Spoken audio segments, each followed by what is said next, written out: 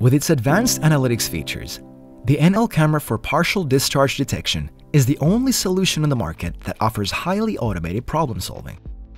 To start detecting partial discharges, first turn the camera on using the on-off button, or if you are using the bigger tracer battery, turn it on by plugging in the battery cable.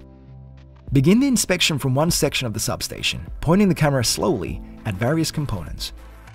To cover the whole substation and ensure you don't miss any partial discharges, we recommend that you conduct a systematic walkthrough of the area. Best results are achieved when the detection distance is about 5 to 10 meters. Although the NL camera can detect loud sound sources from a distance of up to 130 meters, we recommend using the multi-source mode first to get a general idea of the number and locations of partial discharges in a large area.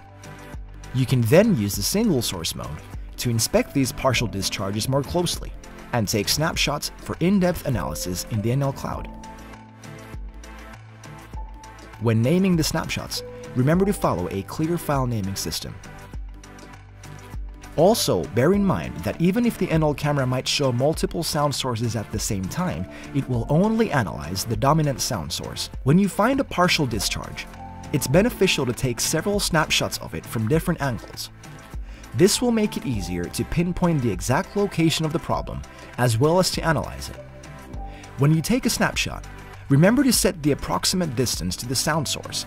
This information is used in the severity assessment in the NL Cloud and NL Camera Viewer Pro.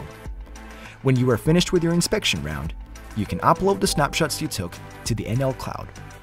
Do this by turning on Wi-Fi in the camera settings, and the device will then upload the snapshots automatically.